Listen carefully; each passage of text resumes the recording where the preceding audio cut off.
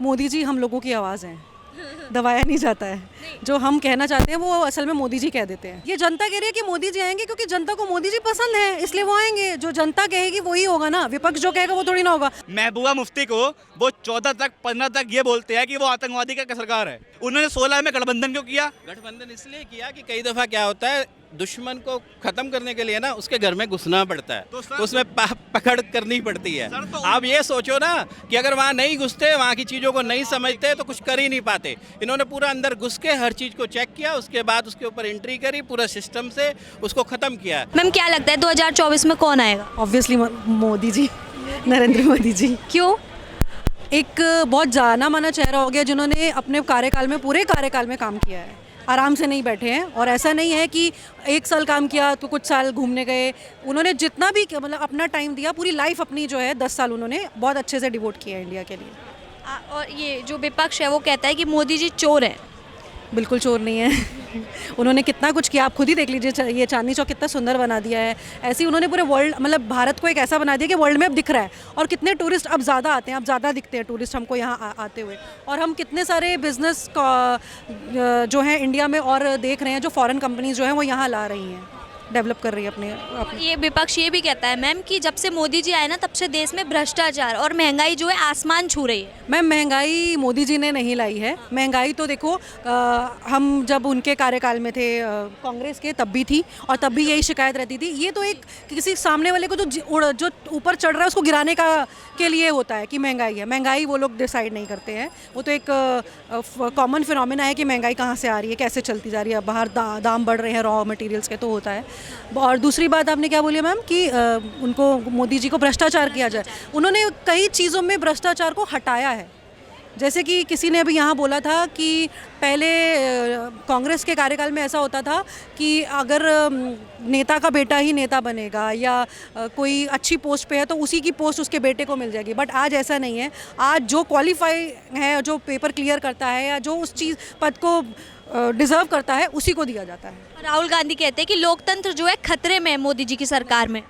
लोकतंत्र खतरे में नहीं है। लोकतंत्र ये है कि अब उसके ऊपर की जो मिट्टी उस पर परत पड़ी हुई थी वो हट रही है। अब सबको अपने अपने राइट समझ में आ रहे हैं। सबको दिख रहा है कि मोदी जी हमारे देश के लिए इतना कर रहे हैं और हमारा ये राइट है। हम, जनता जो है वो जाग रही है।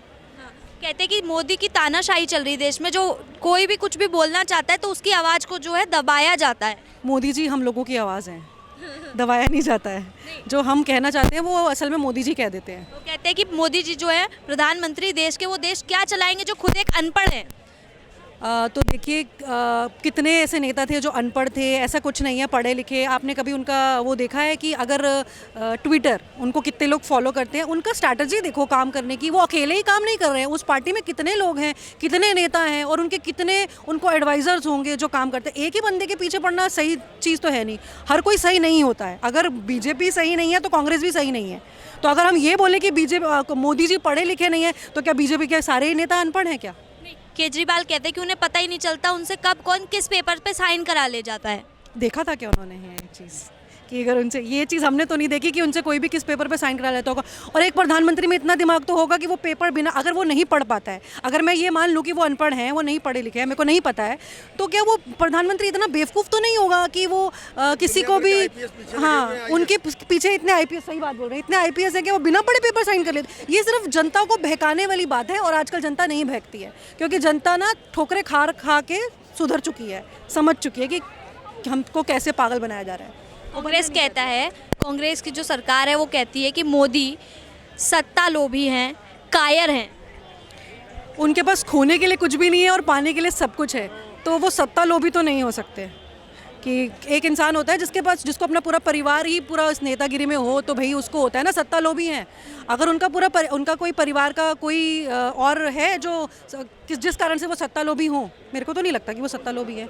वो देश के लिए कर रहे हैं सब। जैसा कि आपने अभी बोला कि मोदी जी ही आएंगे और वहीं विपक्ष कहता है कि इस बार हम उन्हें 100 सीटों में ही समेट देंगे। वो विपक्ष कह रहा है, ये जनता कह रही है कि मोदी जी आएंगे क्योंकि जनता को मोदी जी पसंद है, इसलिए वो आएंगे। जो जनता कहेगी वही होगा ना, विपक्ष जो कहेगा वो थोड़ी ना होगा, क्योंकि जनता ही नेताओं को सीट देती है और जनता ही उनको सीट से उतारती है।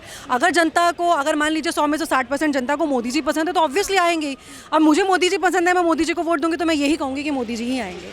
क्योंकि मैं तो उनको वोट दूंगी। मुझे कांग्रेस का कोई ऐसा नहीं लगता कि वो हमारे लिए कोई अच्छा कार्य कर रही है, कि हम लोग कुछ बेनिफिट में आ रहे हैं, तो मैं नहीं दूंगी वोट। तो मुझे पता है कि मैं यही कहूँगी कि मोदी जी ही आएंगे। जैसा कि हम सबको पता है कि मोदी जी को 9 साल पूरे हो गए हैं, ठीक है, ऐसा क्या काम आपको उनका पसंद आता है जिसकी वजह से आपको मोदी सरकार बहुत पसंद है? देखिए, सबसे बढ़िया काम तो उन्होंने सबसे अच्छा किया, जिससे कि सबकी रगों में जो खून है वो 100% और ज़्यादा दौड़ता है, वो है एयर स्ट्राइक जो उन्होंने कराई थी। दूसरा, जो कोरोना में उन्होंने बहुत अच्छा किया, जिस तरीके से हमको लेके चले हैं, अपने देश को लेकर चले हैं, वो बहुत अच्छा किया था। ये 2 कार्य तो उनके ऐसे हैं कि जो कि कोई भी उसको रेड मार्क नहीं कर सकता कि उन्होंने बेकार किए हैं, वो उन्होंने बहुत अच्छे किए हैं। बाकी तो हम सब देख ही रहे हैं कि वो अच्छा ही कर रहे हैं, और भी चीज़ें बहुत अच्छी कर रहे हैं। कांग्रेस के राज में हरित क्रांति आई, कांग्रेस के ही राज में श्वेत क्रांति आई, कांग्रेस के राज में देश अंतरिक्ष तक पहुंचा, कांग्रेस के राज में कंप्यूटर रेवोल्यूशन आया, कांग्रेस के राज में एक से एक काम हुए। लेकिन जब आप एक आदमी पे लांछन लगाने पे एकदम वही का हो जाएंगे, जब आपको उनके अलावा कोई दिखता ही नहीं। राहुल गांधी की सदस्यता क्यों रद्द करवाई गई? राहुल गांधी की सदस्यता इसलिए रद्द करवाई गई क्योंकि वो जानते हैं कि भारत जोड़ो यात्रा से बहुत लोग उनके साथ गए हैं। उन्होंने स्टे लेने की कोशिश नहीं करी, क्योंकि उन्होंने अपने वोट बैंक को एक मैसेज देना था, देखो जी मुझे हटा दिया, मुझे निकाल दिया, मुझे कर दिया। ऐसा कुछ नहीं है। सदस्यता लेने के लिए वापस अगर उसे स्टे मिलता है, उनकी सजा अगर माफ़ होती है, वापस वो अपने सदस्यता मतलब MP बन जाएंगे, कोई इशू नहीं है उसमें। यह सिर्फ पब्लिक को बेवकूफ़ बनाने वाला एक प्रोपोगेंडा है और लोगों को मैसेज दिया जा रहा है। वैसे ही मतलब हर बंदा वही समझ लेता है सच्ची में हटा दिया, लेकिन हटाया नहीं गया। कहते हैं कि मोदी तानाशाह है, तानाशाही चल रही है उनके देश में। कोई तानाशाही नहीं चल रही। अगर तानाशाही चल रही होती तो लोग क्या नाम है सुप्रीम कोर्ट में नहीं जाते। सुप्रीम कोर्ट में जाकर अगर उनके पक्ष में जो मतलब सुप्रीम कोर्ट जाने के बाद अगर आपको स्टे मिलता है, सुप्रीम कोर्ट के जाने के बाद आपके पक्ष में अगर क्या नाम है फेवर में आपके रिजल्ट आता है, तो आप कहते हो सुप्रीम कोर्ट बहुत अच्छा है, पर आपकी हिटलरशाही खत्म हो जाती है। जैसे ही आपके पक्ष में नहीं आता, हिटलरशाही हो जाती है। जहाँ तो आप एक तरफ हो जाओ, जहाँ तो आप एक तरफ हो जाओ। तो ये तो सब बेकार की बात है, सिर्फ प्रोपोगेंडा है, लोगों को बेवकूफ़ बनाने वाली बातें हैं। जो लोग अनपढ़ हैं, जहाँ कम समझ रखते हैं, वो लोग उन बातों के चक्कर में पड़ जाते हैं। वो उसे तानाशाही कह लो, हिटलरशाही कह लो, जो मर्जी कह लो, कोई फ़र्क नहीं पड़ता उस बात से। सर, जैसा कि सर ने कहा, अगर उनके हित में आता है तो मोदी तानाशाह नहीं है, अगर उनके हित में फैसला नहीं आता है तो मोदी तानाशाह है। ऐसी बात नहीं है। देखिए, आप पत्रकार हैं, आप जर्नलिस्ट फील्ड से रिप्रेजेंट करती हैं। आपको सिद्दीकी कपलान का नाम याद है? क्या आपको फहाद शाह का नाम याद है? क्या आपको ऐसे तमाम आपको रवीश कुमार का नाम याद है? ऐसे तमाम पत्रकार हैं। आखिर मैं इनसे ये पूछना चाहता हूँ, रवीश कुमार ने NDTV क्यों छोड़ी? उन पे एक से एक बढ़ के एक शेयर थे। अगर वो सारे शेयर बेच देते प्रणॉय रॉय के, उन पे तब भी बहुत बढ़िया पैसा उनको मिल जाता। उन्होंने इसलिए नहीं उन्होंने NDTV इसलिए छोड़ी क्योंकि जानते दोगली पत्रकारिता हो रही है यहाँ पे लोग, यहाँ पे सब बिकाऊ पत्रकार हैं। चाहे ये जो सुबह से 5 बजे से लेकर शाम के 11 बजे तक, खा लो और फिर चले जाओ। मुझे ये बताइए, आज के पत्रकार सिर्फ मोदी मोदी क्यों कर रहे हैं? मुझे आप ये बताइए, क्या कांग्रेस पार्टी ने कोई काम नहीं करा? क्या कांग्रेस पार्टी के राज में कोई अच्छे काम नहीं हुए? अगर कांग्रेस पार्टी देश का बंटवारा ही करना चाहती थी, क्या कांग्रेस पार्टी, फिर तो हिंदुस्तान बहुत पहले खत्म हो जाता। फिर तो हिंदुस्तान पहले बहुत बढ़िया इटली की दीदी के पास चला जाता। जब मोदी जी ये कहते हैं कि हिंदुस्तान पापियों का देश है, तब तो उन पर कोई कार्रवाई नहीं होती। जब मोदी जी ये कहते हैं कि ये कांग्रेस की विधवा है, तब तो उन पर कोई कार्रवाई नहीं होती। जब इनसे जेपीसी की मांग करो अडानी के ऊपर, तब तो उन पर कोई कार्रवाई नहीं होती। पूरा संसद को हम पे लोकतंत्र का मंदिर कहते हैं। जैसे आज हम मंदिर के सामने खड़े हैं, वो संसद हमारी लोकतंत्र का मंदिर है। वहाँ पे विपक्ष बहुत दिनों से ये कह रहा है कि जेपीसी पे मांग हो अडानी के ऊपर। आखिर ये अडानी के ऊपर 20,000 करोड़ जो इनके अकाउंट में पड़े हैं, वो किसके पैसा आई है? क्या वो इनका पैसा नहीं है? क्या वो मेरा नहीं है? ठीक है सर, बताइए जेसीपी मांग क्यों नहीं? जेपीसी की मांग इसलिए नहीं मानी जा रही क्योंकि सुप्रीम कोर्ट ने कमेटी बना दी है। जब आपने सुप्रीम कोर्ट ने कमेटी बना दी है, तो उसके बाद में जब वो उसका रिजल्ट आएगा, उसके बाद देखा जाएगा क्या होना है क्या नहीं। जब सुप्रीम कोर्ट एक अलग से ही काम कर रही है, तो उसमें लीडर या नेतागिरी राजनीति नहीं होनी चाहिए। जेपीसी बनाने का मतलब सिर्फ राजनीति है, क्योंकि 4-4 बंदे सबके होंगे, अपने हिसाब से उसमें मेंशन करेंगे चीज़ों को। और जेपीसी का सिर्फ यही मतलब है। जब सुप्रीम कोर्ट ने एक कमेटी बना दी है, उसका रिजल्ट आने दो, उसके बाद देखते हैं क्या होता है। ये तो सिर्फ बोलने वाला तरीका है पब्लिक को है। और 20,000 करोड़ रुपए या 30,000 करोड़ रुपए किसी के भी मतलब बैंकों के थ्रू मिला है पैसा, प्रॉपर लोन तरीके से लिए गए हैं। मतलब ये है कि जो 20,000 करोड़ या 30,000 करोड़ है, भैया सुप्रीम कोर्ट में जाके क्यों नहीं शो करते? प्रूफ है तो दो, क्यों नहीं देते? वो सिर्फ आपको मुद्दा बोलना है पब्लिक, 20,000 करोड़ 30,000 करोड़। अरे भाई साहब, पैसा है कहाँ पे? दिखाओ तो सही। अगले ने प्रॉपर तरीके से लोन लिए हैं, सारी फॉर्मेलिटी पूरी करी है। अगर कोई दिक्कत है सुप्रीम कोर्ट में शो करो ना, सुप्रीम कोर्ट करेगा। मुझे प्रूफ सही, सर ने कहा कि प्रूफ दिखाओ। मैं आपको एक बात बताना चाहता हूँ। अडानी जी मोदी जी का टूर था ऑस्ट्रेलिया का।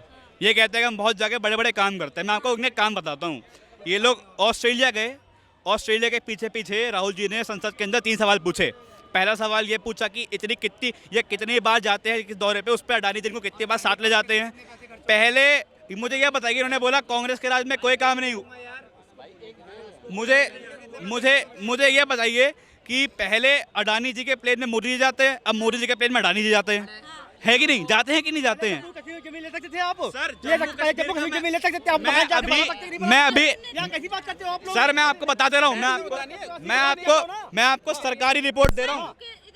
मैं आपको एमएचए की जो रिपोर्ट होती है वो भारत सरकार लॉन्च करती है, ठीक है। 5 अगस्त 2019 का वो दिन था जब कश्मीर से धारा 370 को हटाया गया। धारा 370 हटाने से पहले 1 साल के अंदर 2500 लगभग केस थे जो जम्मू कश्मीर के अंदर स्टोन पेल्टिंग केस होते थे। आज वो बढ़ के 3500 हो गए हैं। उसका रीजन हो गया ना। हाँ जी। और मतलब जमीन तो आप दिखा सकते हैं, जाकर मकान बना कर रख सकते हो ना। वहाँ कोई कश्मीर लड़की के साथ यहाँ नहीं कर सकता, ये यहाँ साले वहाँ ले जा कर सकते हैं वहाँ पर। सर वो आप धारा अलग बता रहे हो, आपने बोला नहीं भाई साहब, कानून क्यों नहीं था? हिंदुस्तान में तो कानून कैसे चल जाएगा? हिंदुस्तान का तो कानून कैसे है? सर वो हमारा इतिहास है। इतिहास नहीं है, वो तो खत्म कहानी कर दिया ना मोदी ने। वो इतिहास नहीं है। यार हो गया तो फिर तो और गलत है। मतलब गवर्नमेंट को छोड़ दो, फिर तो और गलत है। मैं वही तो, वो 3500 होने का कारण क्या है? वो 3500 रुपए कारण ये है कि वहाँ के लोग बीजेपी के। सर मुझे आप ये बताइए, बीजेपी ने 2016 में पीडीपी सरकार से गठबंधन क्यों किया था?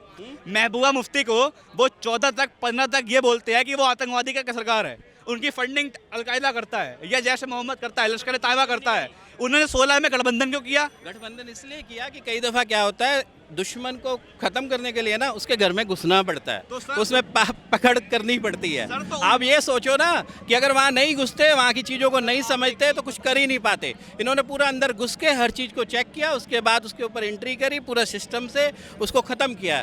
और नहीं तो किसी और गवर्नमेंट की ताकत ही नहीं थी, जो वो कर गया ना कोई और कर नहीं सकता। आप लिखित में लो। और दूसरी बात आप कहते हो ना अदानी के फ्लाइट में मोदी जी जाते हैं, मोदी जी के फ्लाइट में अदानी जाते हैं। आपने अभी देखा होगा कि टाटा का वो हुआ था, क्या नाम है, एग्रीमेंट बाकी देशों के साथ, देखा था? जो फ्लाइट खरीदी है, सबसे ज़्यादा फ्लाइट खरीदी है हमने, इंडिया ने, मतलब टाटा ने खरीदी है। उसमें प्राइम मिनिस्टर बैठ के मतलब वो साइन करते हैं, साथ में पूरी एग्रीमेंट करवाते हैं। उधर बाइडेन बैठे हुए थे, मेरे ख्याल से ऑस्ट्रेलिया के भी थे प्रेसिडेंट थे या प्राइम मिनिस्टर थे, जो भी थे।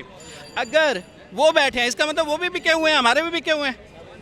भाई साहब, डील कराने के लिए प्राइम मिनिस्टर, राष्ट्रपति बीच में बैठते हैं, क्योंकि ये जो संधियाँ होती हैं राजनीतिक तौर पे होती हैं। सर मेरा वो उनके प्लेन में वो जाते हैं, उनके प्लेन में ये जाते हैं। मैं इनका कहने का मतलब ये है कि आखिर मोदी जी का, देश के प्रधानमंत्री का सबसे हायर रिप्रेजेंटेटिव है हमारी कंट्री के, ठीक है। सबसे बढ़िया लीड, एक तरीके सबसे हायर पोस्ट पे हैं वो। उनका काम बनता है कि हर दिन कम से कम वो एक प्रेस कॉन्फ्रेंस करें, देश की जनता को आग्रह। कोई प्राइम मिनिस्टर नहीं करता। कौन सा प्राइम मिनिस्टर करता था हर दिन एक प्रेस कॉन्फ्रेंस? एक प्राइम मिनिस्टर का नाम बताओ। मनमोहन सिंह जी, जो 10 साल बोले ही नहीं। अच्छा, वो तो घूमे थे। वो भाई आपसे बात नहीं कर रहे। घूमे थे भाई। ठीक है सर सबसे बड़ी बात देखिए, मेरे कहने का मतलब ये है कि आप देश के युवा हों, चाहे आप देश के बुजुर्ग हों, चाहे आप देश के कोई भी क्लास के हों, आपका हक बनता है देश को आग्रह करने का। अगर देश का हर इंसान बोल रहा है कि अडानी जी का मोदी से क्या रिश्ता है, तो वो बताना उनका हक बनता है। और रही बात सुप्रीम कोर्ट की, उन्होंने बोला सुप्रीम कोर्ट का गठन हुआ। ये जो आए दिन ED, CBI, Delhi police, income tax जो पीछे लगती है नेताओं के, क्या वो सुप्रीम कोर्ट से परमिशन मिलती है? हमने तो नॉर्मल सी मांग करी है, आप ईडी लगा दो अडानी जी के पीछे, आप सीबीआई लगा दो अडानी जी के पीछे। आप देखिए उनका, आप भी बैठाओ उनको 12-12 घंटे अपने घर पे। तेजस्वी यादव की जो बीवी हैं वो प्रेग्नेंट थी, ठीक है, उनके घर में आधे घंटे में काम हो गया था, 1 घंटे के अंदर। उनको 12 घंटे बैठा के रखा है तेजस्वी यादव के अंदर। मेरा उनसे कोई व्यक्तिगत वो संबंध नहीं है, लेकिन मैं आपको बताने की कोशिश कर रहा हूँ कि एक आदमी क्यों जिसका काम आधे घंटे में हो गया, उसको वहाँ 12-12 घंटे बैठाया जा रहा है। और एक वो आदमी जिसके ऊपर पूरा देश मांग कर रहा है, उसके ऊपर आप बैठा ही नहीं रहे ईडी, सीबीआई, इनकम टैक्स। देश मांग नहीं कर रहा, सिर्फ कुछ पॉलिटिकल लीडर डिमांड कर रहे हैं। वो चोर नहीं है, वो देश का एक मतलब उद्योगपति है जो देश के लिए काम कर रहा है और देश के लोगों को काम भी दे रहा है और रोजगार दे रहा है। अगर इतने ईमानदार है राजस्थान में, आप क्या नाम है, दिल्ली में और जितने छत्तीसगढ़ में, आप क्यों उनके एग्रीमेंट कर रहे हो, क्यों उनको काम दे रहे हो? हटा दो ना यार, खत्म करो। सबसे पहले अगर वो चोर है तो हटाओ ना यार, वो कुछ भी हो राजस्थान में, सबसे पहले एग्रीमेंट खत्म करो। दूसरी बात आप कह रहे हो ईडी सीबीआई ये मतलब बहुत ज़्यादा काम कर रहे हैं, बिल्कुल कर रहे हैं, विपक्ष के खिलाफ कर रहे हैं, बिल्कुल कर रहे हैं, लेकिन एक चीज़ का जवाब तो दो भाई, पिछले 70 साल में 5,000 करोड़ रुपए पकड़े गए सिर्फ, या ऐसे कुछ अमाउंट है, उसका लगभग 50 गुना पैसा मोदी जी ने कवर किया है। वो भी पैसा मोदी जी डाल आते हैं उन लोगों के घरों में, उन लीडरों के घरों में।